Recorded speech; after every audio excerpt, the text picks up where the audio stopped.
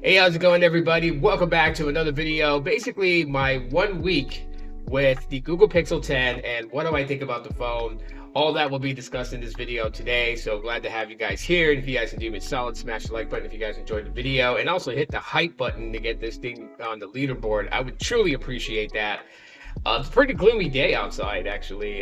Yeah, we're getting some rain, so big thumbs up. In a city that is predominantly hot and sunny throughout the year, having rain is a very special moment, which goes along with this video with the Google Pixel 10, because the 10 has delivered in everything that I expected it to be. And again, these are my opinions, so other people may have different opinions. Some people, just don't like the fact that maybe the Tensor is not performing exactly the same way as the Snapdragon 8 Elite. Hey, that's totally fine. That's the reason why you should get a device that has the 8 Elite instead of picking apart the Pixel 10. I mean, I don't know what it is today with how people look at things. It's like they expect the Pixel 10 to be the Galaxy S25 Ultra, and that's not what it can be. It cannot be an S25 Ultra, it cannot be an iPhone. It's only good at being a Pixel, because that's exactly what it is. That's like asking you to change your features and your attributes to fit somebody else's likeness. Think about it. So for me, the experience with the Pixel 10 has delivered. It has delivered in so many ways that I expect a Pixel device to deliver on experience for me. All right, so the first thing I'm going to actually talk about is a question that I get quite a bit the most, and that is, does it overheat? When I'm using it, gaming, doing my regular everyday shtick on this thing, does it overheat? And the answer to that question is no, it does not overheat. Like, I could be in my place, which I keep this house of mine at 65 degrees. So it's cold in here, and the phone does not overheat. Now, has it heated up? Yes, it has, but it's not due to me doing anything on the phone. It had to actually do with the outside weather. So on a day where it was actually 117 degrees, it did feel warm to the touch. But did it hinder the usage of the phone? No, because that's one cool thing about Pixels that some people get annoyed with, but I understand why they have it on Pixels. And that is when the phone is too warm, it starts to shut down certain processes, certain hardware, to make sure that the phone does not overheat. I can appreciate that, especially when taking photos, recording videos. It will let you know if your phone's too hot. It will tell you that it's going to downgrade the quality of the photo or downgrade the quality of the video to prevent it from overheating. And hey, why not? I would rather have my phone have that protection and know that the components inside are going to be protected from from heat damage than for it to not have it and then something on it fries, right? So gotta keep that in mind. The cameras on here are phenomenally good, and I'm gonna have some stuff to show you guys, but I enjoy taking photos with the Google Pixel 10. Now, it's not leaps and bounds ahead of previous Pixels when it comes to the photography. As a matter of fact, I will have a video comparing photography between my Pixel 10 and my Pixel 9a. I'll have that coming down the road for you guys, but for the most part, taking photos and things like that has been pretty good. I love the types of photos that I can capture from it. I'm not I've called myself an amateur photographer, but technically I'm not. I'm like super novice at this, and I just like taking photos. I just like seeing sceneries and capturing the moment and everything like that. And the Pixel 10 really compensates for my lack of knowledge in photography to really kind of help me out, which is really cool with all the pointers that it can give with the coaching. I've actually tried that, and some of the photos you'll see actually was done with the coaching, kind of coaching me on how to get the shot that I want to get, or like what would look best as a photo. So I can appreciate these small little AI gestures of help that the Pixel 10 offers. So pretty good there when it comes to photography. Videography, not much different at all, I would say. It takes some pretty good photos. I don't think this has the video boost that the 10 Pros have, but it can still do it for basic social media stuff like recording Instagram Reels or TikTok or something. It'll do it. Nothing wrong, all good, ready to go, ready to get those nice crisp videos. You could do that. And yeah, so photo and video, you have nothing to worry about with the Pixel 10. Now, people want to know about the gaming, and I did do a video just kind of showing the frame rate and how high it can go and everything like that. And to be honest, I did miss a few steps in that video, so I need to correct myself from that video And actually, if you go into settings of the game and you put it at the highest frame rate setting, it can go up to like 60 frames per second or a little bit higher than that. I mean, at one point it reached 140 frames per second. So yeah, as far as the visuals on a game, depending on what game it is, it can go pretty high. So you can get some really good smooth gameplay and things like that. As far as performance wise, it does have a game center type of thing, right? So when you do start to play a game, you got this little floating widget on the far right edges that you can slide out, and it actually allows you to start streaming your gameplay to like YouTube when you have all that set up. So that's actually pretty nice and pretty cool. You don't have to like open up the YouTube app and try to set up a live stream. Like you can do it straight from the game app itself with that floating widget. That's a nice touch that I've noticed when using my Pixel 10, and I appreciate that, because if I want to play Pokemon Go and I want to share like a vlog a day, as I'm out there playing Pokemon Go, because I am type 2 diabetic, so Pokemon Go is one of the games I play when I go out for a nice walk, and when I walk for at least a couple of hours, and, I can play the game while I'm walking. And sometimes I want to capture gameplay. If I find like a shiny, or if I find like a ultra rare Pokemon that I want to capture and I want to show that I got it, I can go live. I can show people. It's pretty cool. I appreciate that.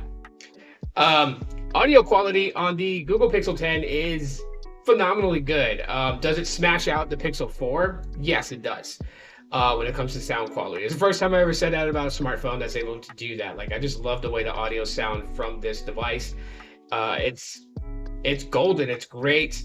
It's punchy. It's clear. It's all those things, right? So for now, since being a brand new phone, I expect the audio to be that good. I'll get back to you guys in a 1-month review to let you guys know if the audio is still the same, has it changed, or any of that type of stuff. But for right now, the audio is really nice. I completely enjoy it. And the display. The display is another thing that I really like. I can I find it strange because I said this in previous videos, but like I have it set to 60 hertz refresh. I don't put smooth display on. I don't really need it. It's not a big deal for me. But yet the scrolling is super smooth on the Pixel 10. It's the craziest thing ever, and other people have been saying the same thing. I think Devon Digital pointed this out in one of his videos, that the fluidity of like the scrolling and animation and stuff like that is just super smooth. And so I'm just like, wow, and it's set at 60 hertz. It's set at smooth. It's a good display, in my opinion. It's a very good display, and I think if you want to see for yourself and you have a Best Buy nearby, you go in and play around with it. You'll be pleasantly surprised. You'll exactly know what I'm talking about when it comes to the display. So yeah, definitely go check that out. And battery life has been very good with the Pixel 10 so far. It is on par, believe it or not, with my Pixel 9a. So without having like my Pixel Watch connected to it, or any of the Bluetooth device that would sap battery, I get a good length of time. So I can get about 7 hours of screen on time before I would have to actually like top up and charge. About 7 to 8 hours of screen on time. That's actually for me pretty decent. That's pretty good. And as far as with the connectivity with Google Fi also, because Google Fi, I've known it to drain battery pretty quickly for some odd reason. With this phone, it's not really doing that. It didn't do it with my Pixel 9a, and it didn't do it with my Pixel 10. So that's a big ups when it comes to the battery life. And I think the screen on time for the battery, that's pretty decent. It's like a 4970 milliamp hour battery.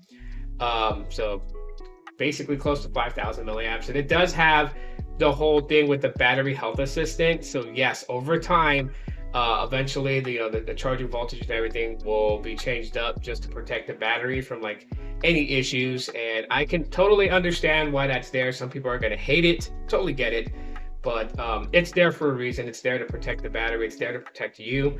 And so you just got to call it for what it is.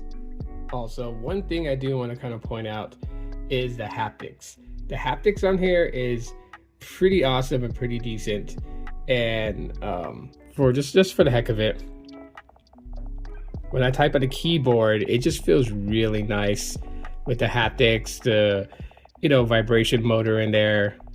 And then of course you guys can see with the touchscreen, it's pretty responsive, pretty quick. But yeah, I would say this, the haptics on here, pretty dang good. Now, the build quality of the Pixel 10 is pretty awesome. You know, feels premium in the hand for those people who actually care for that. I don't. Whether this thing had a plastic back or it had a glass back wouldn't have mattered to me. Mostly everything that I judge a phone on is basically on software. And so, yeah, while this does feel premium in the hand, you know, you have like the Pixel Snap where you can use MagSafe and Pixel Snap accessories. I mean, you know, it is what it is on it. The camera bar, to me, it looks a little beefy. And it's just like, it's just one of those things where like you're gonna see like the camera pill just get bigger and bigger, I guess, over time as, you know, each iteration of the future Pixels come out. But yeah, I mean, you know, it does its thing. It just sits there. It's nice. It, you know, helps me grip the phone and have a good lock and grip on it. So that's pretty cool. The boxy industrial feel, you know, you get that for, you know, today's present smartphones, where now we're kind of going back into thins, right? So you got like the S25 Edge. You have the upcoming iPhone 17 Air. The software on here is pretty solid. Okay, I gotta tell you guys that, you know, with Android 16 on here and just all the things that it's offering, the AI features, they're super helpful. They continue to be helpful, where, you know, the experience that I have with the Pixel is something that draws me back to it. Like I can go and step out and use like an iPhone or use a Galaxy S21 and that would be fine. But with the missing features, like, you know, with the spam protection and the calls and the messaging and the hold for me and, you know, all that stuff, it's just like, I miss those features because they're very handy. Like when I switch my SIM to another phone, and then I'm always constantly getting phone calls, I've noticed. And then during the days that I'm using my Pixel, when I throughout my day, I notice I don't get as much phone calls. But when I go and I check the spam, I see like a whole list of numbers that were calling that were spam calls that were intercepted, and it just didn't bother me in my day. I absolutely appreciate that. That's kind of one of the biggest things why I like Google Pixels, is just the intelligence from the AI, the intelligence from the features that they give us to help us in our day-to-day lives. Like I absolutely appreciate those things. And you know, I feel like that, you know, if other Android devices had that, you know, it would be a great experience. But I guess, you know, some things you want to keep for yourselves, right? Like Android is put out for all the other OEMs out there to kind of do what they're going to do with it. But like some of the main hot features on a Pixel obviously doesn't make its way to other Android devices. They come up with their own, right? It's like Samsung comes up with their own versions of what Pixel has to give to their customers with their Galaxy AI. And while they have some, you know, for the most part, they have a lot of the things that the Pixels have as far as AI. There are a few that they don't have that Google Pixels will have. It's the reason why that the Tensor is even here. Like I so totally get what people are saying. I mean, I got a lot of people commenting, always talking about the reason, you know, the pricing, what the phone costs compared to the Galaxy S25 and what you're getting performance-wise for the Tensor processor. But people need to really understand that the Tensor processor is focused on a certain point. You're asking to use a different type of processor chip that is goaled towards different things to be used in a Google device that has different goals. You know, I know people are talking about, well, since it's not as powerful as the 8 Elite, they should drop the price on it. And I'm not going to argue that, because a cheaper price, I will never argue with it. If they dropped this phone at $599, man, that would have been sweet. At the end of the day, it's a really good phone. Okay, and especially if you don't want to go for the Pro model series, you want to go for the base models because of, you know, I guess the triple camera setup, we got the telephoto lens with it, then why not? It's a good pickup in my opinion. I'm happy that I got it. I don't feel like I have buyer's remorse. And so with the more coming weeks coming that I'm messing around with the phone, the more I'm able to share with you guys as I pick up on more. But this is just after 1 week. And that's my thoughts on the Google Pixel 10.